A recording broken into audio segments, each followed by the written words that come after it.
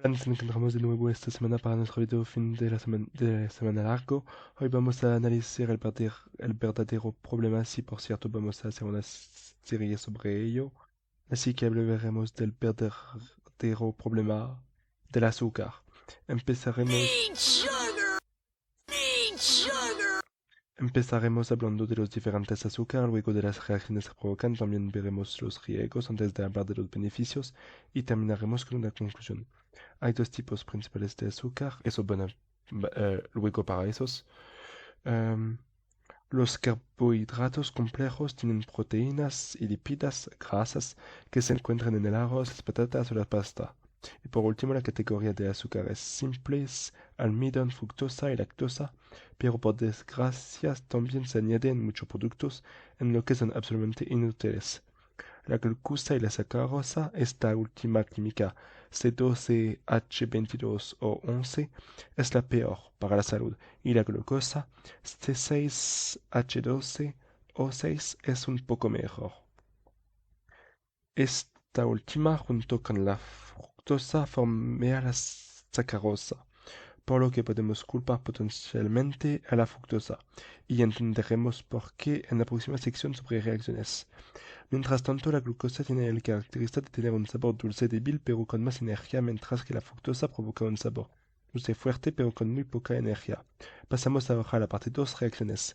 Cuando comemos azúcar se activan los receptores del sabor llamada dulce y la sacarosa, al tener un sabor dulce mucho más fuerte que la glucosa, nos hace sentir esto con mucha más intensidad que la glucosa. Los receptores envían entonces una señal al cerebro anterior, el cerebro stricto sensus, que también envía la señal del sabor dulce a la corteza cerebral, que a su vez activa el sistema de recompensa. Este mismo sistema de recompensa que activa la hormona dopamina también produce insulina, que se supone que es el hormón que regula los niveles de azúcar en sangre. Son viendo que dopamina es la hormona del placer, y esta insulina hará que te preguntas, ¿me gusta? Quiero volver a hacerlo, y déjame decirte que la respuesta será sí. Todo este sistema también producirá un cambio en la tolerancia a la sustancia.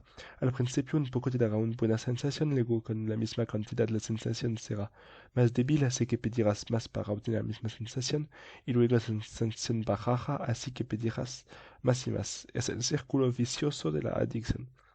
Veamos ahora los riesgos y las consecuencias. Ya hemos hablado de la adicción vinculado al cambio de tolerancia que puede conducir a la abstinencia, y eso puede ser realmente peligroso. De hecho, se realizó un experimento con ratones y se descubrió que alteraba sus emociones y comportamiento, provocándoles depresión y ansiedad severa. Todo por culpa de una parte del azúcar, así que cuidado, pero aún hay más. Además, debido a esta molécula puede provocar caries, la cual es lógico, pero sería estúpido olvidarle. Pero no vayas para hoy, esperas a los beneficios. Y también está la gula, que significa que comemos mucho azúcar sin tener hambre, pero provoca las mismas sensaciones, pero sin nutrirnos. Además, también tenemos el sobrepeso y la obesidad que pueden provocar cáncer, tumores o enfermedades cardiovasculares, aunque no es necesario que desarrollen ese tipo de consecuencias. Por cierto, olvidé mencionar la diabetes, pero ya no es un problema.